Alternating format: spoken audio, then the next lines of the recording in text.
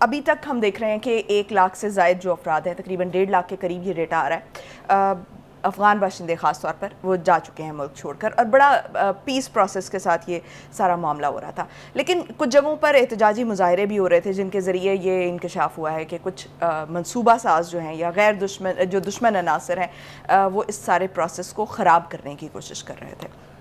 دیکھیے، گزارش یہ ہے کہ ہمیں تھوڑا سا ہسٹری کو ریکال کرنا پڑے گا کہ کابل اور اسلام آباد کے بیچ جو بیج بویا گیا تھا، جس کی وجہ سے دونوں برادر ممالک جو ہمیشہ سے یعنی دوستانہ ماحول میں رہتے تھے، حتیٰ کہ بارڈر پورس تھا پورے کا پورا، لوگ اپنی مرضی سے ریڈ پرمٹ لے کے اور آ کے یہاں سے گھوم کے فلم دیکھ کے چلے جاتے تھے واپس. اتنے ایسے حالات ہم نے خود دیکھے ہوئے ہیں. اس میں رخنہ ڈالنے کے لیے ہندوستان کی راہ جو ہے وہ آج سے نہیں بلکہ کئی دہائیوں سے وہ اس کے اوپر کام کر رہی ہے. آپ کو یاد ہوگا کہ 18 سفارت خانے کھل گئے تھے پاکستان افغان بارڈر کے اوپر ہندوستان کے. مجھے بتائیے، جہاں کوئی پاپولیشن ہی نہیں ہے ہندوستان کی، وہاں سفارت خانے کھولنے کا مطلب کیا تھا؟ تو وہ ایک طرح سے اس اسلحہ ڈپوز تھے اور ٹریننگ سینٹرز تھے، جہاں پر جو بلوچستان میں یعنی تخریب کاری ہو رہی تھی، علیحدگی کی پسند تحریکیں تھیں، ان کے لوگوں کو ٹرین کیا جاتا تھا.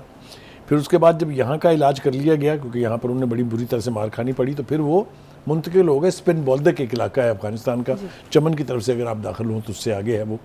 وہاں پر 3 ایجنسیاں اس وقت کی افغان ایجنسی NDS، ہندوستان کی را اور امریکہ کی CIA، یہ تینوں مل کے وہاں پر پاکستان اور افغانستان کے تعلقات کو تباہ کرنے کی سازشیں بھی بناتے تھے، تخریب کاروں کو ٹرین کر کے اسلحہ دے کے فنڈنگ کر کے بلوچستان میں بھی بھیجتے تھے. اگر آپ کو یاد ہو، بلوچستان میں بھیجنے کا مقصد ان کا ہمیشہ سے CPAC کو تباہ کرنا رہا ہے.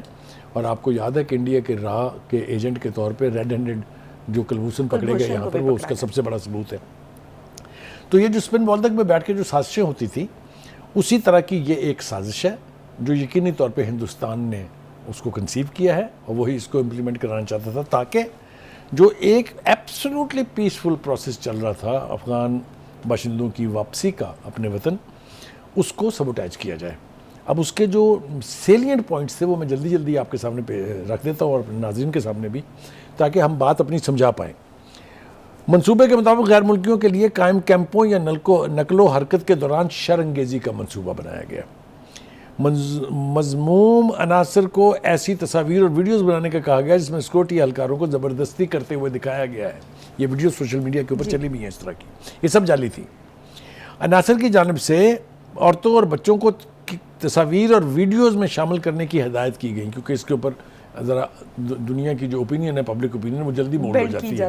ویسے غزہ میں بے غیرتی کا مظاہرہ کر رہے ہیں سارے، لیکن ویسے جنرلی وہ بہت بڑے معاملے بن جاتے ہیں بچوں کے اور عورتوں کے. غزہ کے بچے اور عورتیں ان کے نزدیک بچے اور عورتیں نہیں ہیں. اور پھر ذرائع کے مطابق اسپن بولدک، جو اس کا میں نے ذکر کیا، افغانستان میں لاگڑیوں کا کے ساتھ ایک میٹنگ ہوئی. چمن اور اسپن بولدک میں بھی تشدد اور احتجاج ہوئے. یعنی اس کا ایک پارٹ پاکستان کے اندر ہے، دوسرا پارٹ افغانستان والی سائڈ کے اوپر ہے. ذرائع کے پھر یہ کہ مظاہروں سے انتشار پھیلانے کا منصوبہ بھی بنایا گیا جو کہ انرتھ ہو گیا. گھناؤنے منصوبے کے مطابق کراسنگ پوائنٹس پر فائرنگ کروائی جائے گی جس سے انتشار پھیلے گا. یہ بھی کوشش ہوئی ہے ایک جگہ کے اوپر. اور اس گھناؤنے منصوبے کا مقصد پاکستان افغانستان میں کشیدگی بڑھانا تھا. یہ بات بالکل ٹھیک ہے کہ ہندوستان کبھی یہ نہیں چاہتا کہ ہمارا ہمسایہ افغانستان جو ہے اس کے ساتھ ہمارے تعلقات جو ہیں وہ نارمل ہو جائیں، ہمارے تعلقات جو ہیں وہ پیسفل ہو جائیں، برادرانہ ہو جائیں. یہ اس کی بہت پرانی خواہش ہے کہ وہ پاکستان کے اور افغانستان کے تعلقات کو ان دشواریوں سے دوچار رکھے کہ ہمارے ہاں کبھی دونوں سائڈ پر امن قائم نہ ہو سکے. اس کے باوجود کہ پاکستان کی سکسیسو لیڈرشپس نے ہمیشہ یہ کہا ہے کہ پاکستان کا امن جو ہے وہ کابل اور افغانستان میں امن کے ساتھ جڑا ہوا ہے.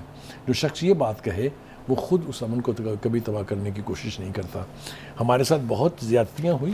ہمارے ساتھ را کے ایجنٹوں نے پاکستان کی ایمبیسی پہ حملہ کیا تھا کابل میں، اگر آپ کو یاد ہو، اور بہت خوفناک واردات تھی وہ.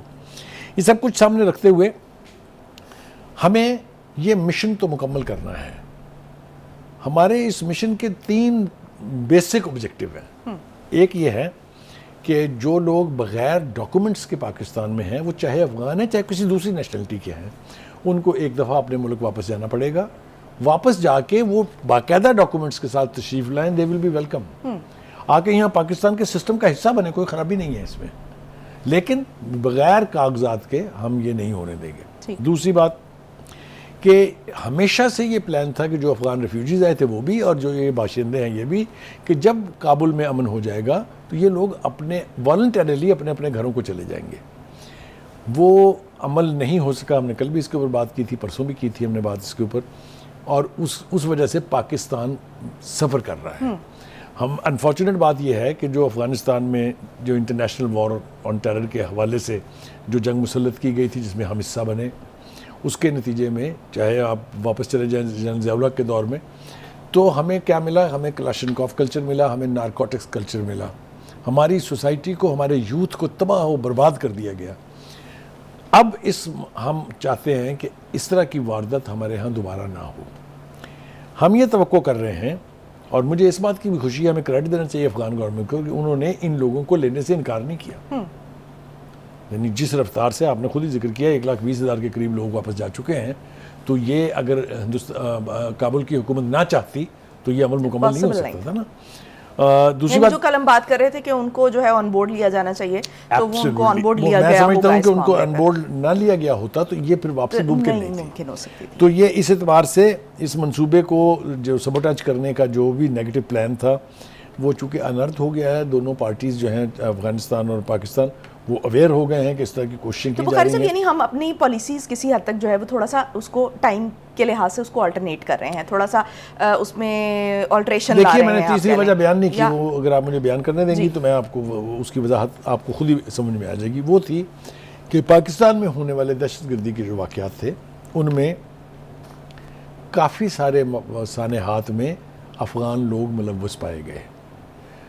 اس کے لیے ہماری سیکورٹی جو ہے وہ ایٹ سٹیک تھی. میرے خیال سے دنیا کا کوئی ملک بھی اپنی سیکورٹی کو ایٹ سٹیک نہیں جانے دے گا, اور یہی وجہ ہے کہ حکومت وقت اور سیکورٹی ایجنسیز وہ ایک پیج پر ہیں اس حوالے سے کہ یہ ایک دفعہ جائیں اور 10,000 دفعہ واپس آئیں بٹ ود ڈاکومنٹس, تاکہ ان کی نشاندہی ہو جائے, پتہ لگے ان کی ایکٹیویٹیز کیا ہیں, پتہ لگے ان کی پلیسنگ. آپ سمجھتے ہیں نا.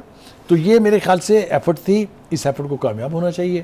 اس سے افغانستان کا بھی فائدہ ہے, ہمارا بھی فائدہ ہے. جہاں تک ہندوستان کی تعلق ہے وہ اس صدمے, اس مروڑ سے ہمیشہ تڑپتا رہے گا کہ پاکستان میں امن کیوں قائم ہو رہا ہے, پاکستان اور افغانستان کے تعلقات بہتر کیوں ہو رہے ہیں.